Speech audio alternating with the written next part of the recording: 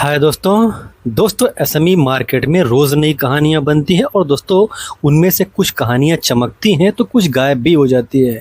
अगर दोस्तों SME market में कुछ अस्थाई होता है तो दोस्तों वो होता है बिजनेस। तो दोस्तों आपको इनके बिजनेस पर स्टडी करना चाहिए, आपको इन पर रिसर्च करना चाहिए, बिकॉज दोस्तों यहाँ पर गलती करने का जो चांस है, जो गलती करने का रेखा है वो बहुत ही छोटा है। तो आपको ये चीज़ जानना होगा कि मार्केट में दोस्तों एसएमई कंपनियों में क्या चल रहा होता है, वो बहुत ही कम न्यूज़ निकल कर आता है। तो जो मटेरियल स्टडी करने के लिए मिलता है वो बहुत कम होता है। तो ऐसे में दोस्तों कंपनियां बिजनेस क्या कर रही हैं, उनका जो ग्रोथ है वो कैसा हो रहा है, अगर मैनेजमेंट कुछ कहता है तो बहुत अच्छी बात है, अदरवाइज़ दोस्तों मैनेजमेंट क्या बोलने वाला है ये न्यूज़ भी बहुत ही लेट निकल कर आता है और कई एसएमई कंपनियों में ये न्यूज़ निकल कर आती भी नहीं है। तो दोस्तों आज ऐसी दो स्ट्रॉन्ग बिजनेस पर बात करने वाले हैं, स्ट्रॉन्ग बिजनेस की कंपनियों के बारे में बात करने वाले हैं जो दोस्तों काफ़ी छोटी है। तो दोस्तों छोटी है तो यहाँ पर रिस्क भी काफ़ी ज़्यादा है, लेकिन दोस्तों पोटेंशियल काफ़ी अच्छा खासा इन कंपनियों में नज़र आता है। और दोस्तों दोनों कंपनियों का जो सेक्टर है वो भी काफ़ी इंटरेस्टिंग है। तो दोस्तों वीडियो शुरू करेंगे, लेकिन दोस्तों वीडियो शुरू करने से पहले एक इम्पॉर्टेंट डिस्क्लेमर देना चाहेंगे। ये video just for study purpose के लिए, इन्फॉर्मेशन पर्पज़ के लिए है।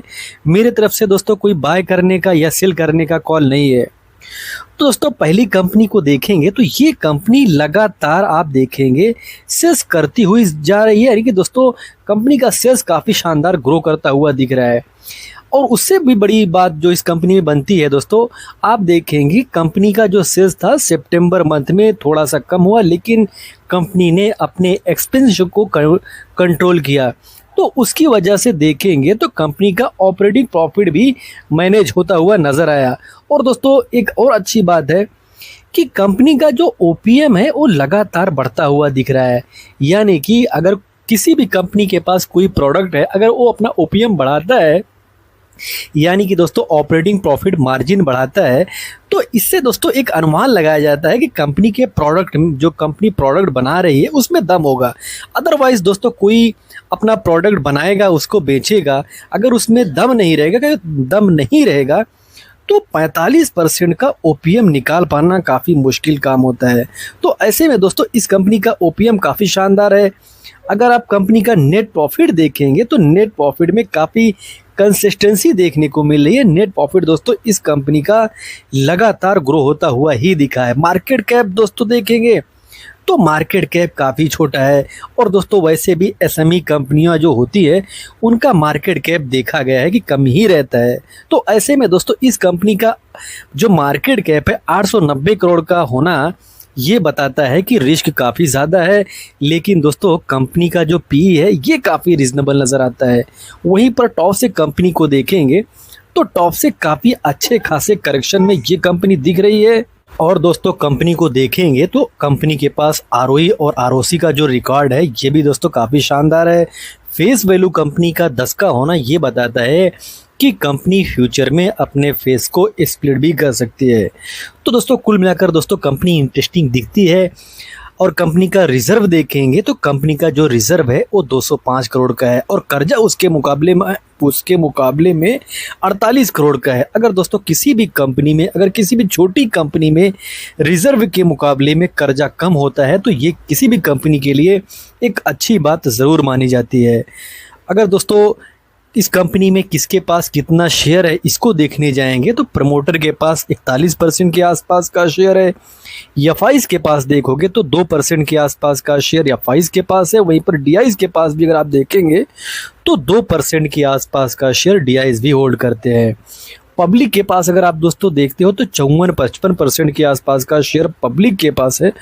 तो दोस्तों एक चीज़ यहाँ पर ये बनता है कि यहाँ पर रिस्क है। अगर पब्लिक के पास किसी भी कंपनी में ज़्यादा रिजर्व रहेगा, ज़्यादा हिस्सा रहेगा शेयर का, तो वहाँ पर दोस्तों रिस्क वाला जो फैक्टर होता है वो काफ़ी बढ़ जाता है। लेकिन दोस्तों इस कंपनी में एक और इंटरेस्टिंग डेटा अगर देखेंगे, एक और इंटरेस्टिंग नाम अगर देखेंगे तो वो दोस्तों आशीष कचौलिया सर का दिखेगा। वहीं पर दोस्तों एक और एस इन्वेस्टर्स को देखेंगे जो मुकुल अग्रवाल सर है, वो भी दोस्तों इस कंपनी में अपना पोजीशन बनाकर रखे हुए हैं। तो दोस्तों अगर इन दोनों का पोजीशन इस कंपनी में है तो ये दोस्तों एक अच्छा मतलब अच्छी बात कंपनी के लिए ज़रूर बन जाती है। और दोस्तों किसी भी इन्वेस्टर्स के लिए ये एक रिसर्च मटेरियल ज़रूर बन जाता है कि कंपनी में दो दो दिग्गज इन्वेस्टर्स इन्वॉल्व हैं। तो यहाँ पर रिस्क है, लेकिन दोस्तों यहाँ पर रिवार्ड भी हो सकता है, बिकॉज दोस्तों कंपनी का जो बिजनेस है ये काफ़ी इंटरेस्टिंग है। कंपनी को देखेंगे, एयरबोर्न में कंपनी काम करती है, जैसे रडार देखेंगे आप, देखेंगे EOER कैमरा जो होता है वो बनाती है, मिशन कंप्यूटर, अदर सेंसर। कुल मिलाकर दोस्तों नेवी को लड़ने के लिए स्मार्ट जहाज में जो प्रोडक्ट लगते हैं, कुछ छोटे मोटे प्रोडक्ट, वो ये बनाती है। एयरफोर्स को सर्विलांस प्लस मिशन टेक, और आर्मी को दोस्तों battlefield communication and control system, ये सारी टेक्नोलॉजी एक ही इकोसिस्टम में इंटीग्रेटेड करके देती है। तो कुल मिलाकर दोस्तों कंपनी का जो बिजनेस है ये फ्यूचरिस्टिक बिजनेस है और फ्यूचर में इसका डिमांड बना रह सकता है। अगर दोस्तों कंपनी का जो की फीचर्स है इनके बिजनेस का उसको देखेंगे तो डिजिटल ट्रांसफॉर्मेशन में कंपनी काम करती है, डिफेंस सिक्योरिटी में कंपनी काम करती है, कस्टम इंजीनियरिंग में कंपनी काम करती है, डुअल यूज़ टेक्नोलॉजी में कंपनी काम कर रही है। तो कुल मिलाकर दोस्तों जो फ्यूचरिस्टिक सेगमेंट है उनमें दोस्तों ये कंपनी काम करती हुई दिख रही है। अगर रेवेन्यू देखेंगे कि ये कंपनी किस जगह से कितना रेवेन्यू निकाल रही है, तो दोस्तों इंडियन मार्केट से अगर आप देखेंगे 7% का रेवेन्यू आ रहा है। वहीं पर अदरसीज यानी दूसरे कंट्री से देखेंगे तो 93% का रेवेन्यू आ रहा है। यानी कि दोस्तों ये कंपनी बाहर काफ़ी फैलती हुई नज़र आई है, एक्सपोर्ट करती हुई नज़र आई है। और इसीलिए शायद दोस्तों इस कंपनी में आशीष कचौलिया सर और मुकुल अग्रवाल सर इस कंपनी में अपना बड़ा पोजीशन बना कर रखे हुए हैं। और दोस्तों वैसे भी कोई भी इन्वेस्टर्स रहेगा उसको देखकर आपको दोस्तों कोई डिसीजन लेने की ज़रूरत नहीं है। आपको अपने हिसाब से, अपने रिस्क एपेटाइट के हिसाब से आपको डिसीजन लेना होता है। आपको बिजनेस के बारे में रिसर्च करना होता है, या तो अदरवाइज़ दोस्तों ये जो दिग्गज इन्वेस्टर्स होते हैं अगर इन पर आप आंख बंद करके भरोसा करते हो, ये कभी भी अगर बेच कर निकल जाएंगे तो आप लोग फंस भी सकते हो। तो आपको ये चीज़ जानना चाहिए कि आपको बिजनेस पर स्टडी करनी चाहिए, बिजनेस पर रिसर्च करनी चाहिए। किसी इन्वेस्टर्स या मैं बता रहा हूँ मेरी बातों पर आकर आप कुछ भी डिसीजन लोगे तो ये भी दोस्तों एक अच्छी बात ज़रूर नहीं मानी जाती है। तो दोस्तों आपको इस कंपनी पर स्टडी करनी चाहिए, रिसर्च करनी चाहिए। डिफेंस प्रोजेक्ट से देखेंगे तो 36% का रेवेन्यू आ रहा है, प्रोजेक्ट सर्विसेज से देखेंगे तो 5.5% का रेवेन्यू आ रहा है, वहीं पर ग्लोबल रेवेन्यू देखेंगे तो 58% के आसपास का आ रहा है। तो कंपनी दोस्तों काफ़ी इंटरेस्टिंग बनती है। लेकिन दोस्तों एक और डेटा है जो काफ़ी चौंकाता है, जो ये बताता है कि आपको इस कंपनी में सतर्क रहना पड़ेगा। वो दोस्तों ये है कि टॉप 5 कस्टमर से कंपनी को 89% का रेवेन्यू आता है, और दोस्तों टॉप 10 कस्टमर से 99% का रेवेन्यू आता है। यानी कि दोस्तों अगर इनके पास जो कस्टमर है ये टॉप 10 या टॉप 5 वाले 2-3 भी कस्टमर इनको छोड़कर जाते हैं तो कंपनी के लिए काफ़ी बड़ा प्रॉब्लम फ्यूचर में देखने को मिल सकता है। तो आपको अवगत रहना होगा, आपको ये चीज़ जानना होगा कि रिस्क भी इस कंपनी में है। और दोस्तों प्रोज की बात करेंगे तो यहाँ पर प्रोज दिखेगा नहीं, लेकिन दोस्तों प्रोज यही बन जाती है कि कंपनी जिस सेक्टर में काम कर रही है, कंपनी का जो ग्रोथ है, कंपनी का जो फ्यूचर नज़र आता है, उसको देखकर दोस्तों इसमें कई सारे आपको पॉजिटिव बातें भी नज़र आएंगी। और दोस्तों कॉन्स की बात करेंगे तो ऐसा नहीं कि इस कंपनी में प्रोज ही प्रोज है, आप कॉन्स भी देखेंगे तो आपको कॉन्स भी देखने को मिलेगा। अगर दोस्तों आप किसी भी कंपनी की पॉजिटिव बात पर रिसर्च करते हो तो उस कंपनी के निगेटिव जो पॉइंट होता है उस पर भी आपको रिसर्च ज़रूर करनी चाहिए। और कंपनी का दोस्तों नाम की बात करें तो C2C advance system limited company का नाम है। तो दोस्तों एक इंटरेस्टिंग कंपनी है, काफ़ी शानदार इस कंपनी का वर्क है, फ्यूचरिस्टिक सेगमेंट में कंपनी काम करती हुई दिखती है। तो आपको दोस्तों इस कंपनी पर रिसर्च करना चाहिए। वहीं पर दोस्तों दूसरी कंपनी को देखेंगे तो ये भी काफ़ी शानदार कंपनी है। अगर दोस्तों इस कंपनी का नेट प्रॉफिट देखेंगे तो नेट प्रॉफिट में लगातार दोस्तों ग्रोथ देखने को मिलता है, और ओपीएम देखेंगे तो यहाँ पर भी दोस्तों ओपीएम में ग्रोथ देखने को मिल रहा है। और दोस्तों किसी भी कंपनी का ओपीएम का ग्रो होना ये अच्छी बात ज़रूर मानी जाती है। मार्केट कैप इस कंपनी का भी काफ़ी छोटा है। टॉप से देखेंगे तो टॉप से दोस्तों कंपनी में करेक्शन भी है, लेकिन बहुत ज़्यादा देखेंगे तो उतना करेक्शन भी नहीं है। पी देखेंगे 50 के आसपास का पी है और ये बताता है कि कंपनी महंगी है। कंपनी एक प्रीमियम वैल्यूएशन पर ट्रेड करती हुई दिख रही है। लेकिन दोस्तों कंपनी का जो फ्यूचर होता है, फ्यूचर में कई सारी चीज़ें होने वाली होती है, फ्यूचर की कई सारी बातें रहती है जो दोस्तों जो बड़े निवेशक होते हैं उसी हिसाब से दोस्तों कंपनी को पी देकर रखते हैं। कभी कभी दोस्तों पी महंगा भी हो जाता है तो आपको उस जगह पर चौकन्ना होना पड़ता है, बिकॉज दोस्तों पी अगर महंगा हो जाता है तो वहाँ पर करेक्शन भी होता है और करेक्शन होना भी चाहिए। अगर एक रियल कंपनी है तो वहाँ पर करेक्शन होना चाहिए और ये करेक्शन होना हमेशा बुरी बात नहीं होती है, करेक्शन होना अच्छी बात भी होती है। और दोस्तों इस कंपनी में देखेंगे रिजर्व के मुकाबले में कर्जा कुछ भी नहीं है। इसका मतलब है कि दोस्तों कंपनी पूरी तरीके से डेप्थ फ्री कंपनी है, छोटी कंपनी है, डेप्थ फ्री कंपनी है। प्रमोटर के पास देखेंगे तो बड़ी हिस्सेदारी देखने को मिलेगी, एफआईज के पास देखेंगे तो छोटी सी हिस्सेदारी है, डीआईज के पास देखेंगे तो इनके पास भी छोटी सी हिस्सेदारी है, बाकी का शेयर पब्लिक के पास है। तो दोस्तों इंटरेस्टिंग कंपनी है जिसमें आप देखेंगे जो प्रमोटर है वो काफ़ी बड़ा विश्वास अपने ही कंपनी पर दिखाते हुए नजर आ रहे हैं।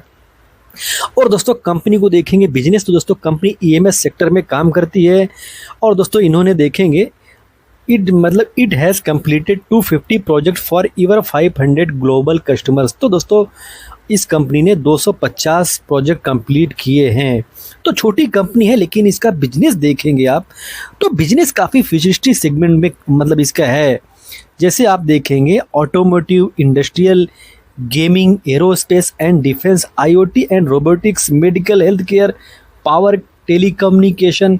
तो ये सारे सेक्टर दोस्तों, ये सारे सेगमेंट फ्यूचरिस्टिक सेगमेंट है। तो इसमें फ्यूचर में काफ़ी बड़ा ग्रोथ देखने को मिल सकता है, बिकॉज दोस्तों जो ये ईएमएस सेक्टर है इंडिया में जो टॉप क्लास का ग्रो होता हुआ सेक्टर है, ये दोस्तों उनमें से एक सेक्टर है। तो मैं ये नहीं कह रहा हूँ कि ये कंपनी भी उसी रफ्तार से उसी तरीके से ग्रो होगी, लेकिन दोस्तों कंपनी छोटी है, कंपनी एक इंटरेस्टिंग सेगमेंट से बिलोंग करती है, इसका बिजनेस काफ़ी स्ट्रॉन्ग ढंग से ग्रो होता हुआ नज़र आ रहा है। तो आपको यहाँ पर रिसर्च करनी चाहिए। और इनका देखेंगे पीसीबी डिज़ाइन एंड एनालिसिस में इनका बिजनेस है, PCB assembly, cable assembly, sheet metals, magnetics, तो और सारे दोस्तों बिजनेस हैं जो ये कंपनी का करती हुई दिख रही है। ईएमएस सेक्टर दोस्तों ग्रो करता हुआ नजर आ रहा है और उस सेक्टर में काम करने वाली जो कंपनियां हैं वो ग्रो होती हुई नजर आई है। आप देखेंगे ऑटोमोटिव में इनके पास कई सारे प्रोडक्ट हैं, इंडस्ट्रियल एंड गेमिंग में देखेंगे तो कई सारे प्रोडक्ट हैं, वहीं पर एरो स्पेस एंड डिफेंस में देखेंगे तो इसमें भी कई सारे इनके पास प्रोडक्ट है। तो कुल मिलाकर दोस्तों कंपनी काफ़ी शानदार ढंग से काम करती हुई दिख रही है। लेकिन दोस्तों छोटी कंपनियों में कब कौन सा प्रॉब्लम देखने को मिल जाए ये बोला नहीं जा सकता है। वहीं पर दोस्तों देखेंगे कंपनी ड्रोन एंड रोबोटिक में काम करती हुई दिखती है, medical and health care equipment में कंपनी का बिजनेस है, टेलीकॉम एंड पावर में भी कंपनी काम करती हुई दिख रही है। तो कुल मिलाकर दोस्तों छोटी कंपनी है, लेकिन जिस तरीके से इस कंपनी का कारोबार है वो दोस्तों इस कंपनी को काफ़ी इंटरेस्टिंग कंपनी बनाती है। जिस तरीके का इनके पास दोस्तों रिजर्व है, जिस तरीके का इनके पास कर्जा ना के बराबर है, यानी कि डेप्थ फ्री कंपनी है, वो दोस्तों ये बताती है कि कंपनी में पोटेंशियल है। तो आपको यहाँ पर रिसर्च ज़रूर करनी चाहिए, स्टडी ज़रूर करनी चाहिए, बिकॉज दोस्तों कंपनी काफ़ी इंटरेस्टिंग जगह पर खड़ी हुई दिखती है। और दोस्तों रेवेन्यू देखेंगे किस इंडस्ट्री से कितना रेवेन्यू आ रहा है, तो ऑटोमोटिव से 8.8% का रेवेन्यू आता है, ड्रोन सेगमेंट से देखेंगे तो 3.4% का रेवेन्यू आता है, गेमिंग से देखेंगे 6.9% का रेवेन्यू आता है, इंडस्ट्रियल से देखेंगे तो सबसे ज़्यादा इनका जो रेवेन्यू आ रहा है वो इंडस्ट्रियल से आ रहा है। आईओटी एंड रोबोटिक्स से देखेंगे तो यहाँ पर से 17-18% का रेवेन्यू आता है।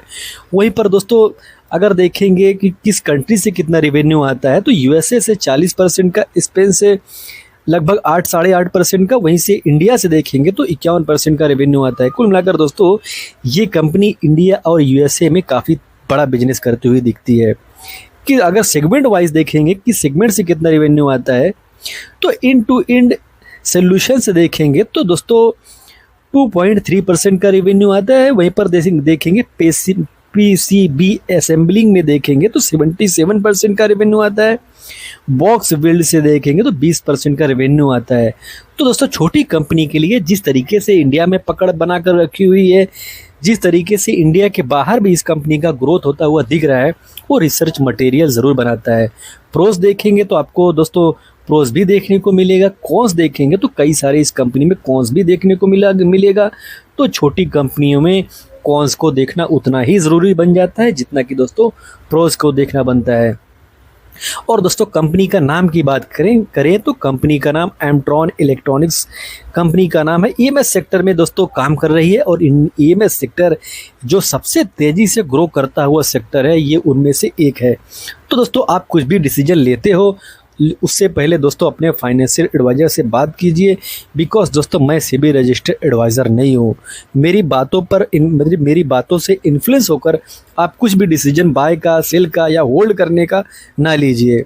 और दोस्तों वीडियो इन्फॉर्मेटिव लगी हो तो वीडियो को लाइक कमेंट शेयर करें और चैनल को सब्सक्राइब ना किया हो तो सब्सक्राइब भी ज़रूर कर ले। मिलते हैं दोस्तों किसी नए वीडियो में एक नए टॉपिक के साथ, तब तक के लिए दोस्तों हैप्पी इन्वेस्टिंग।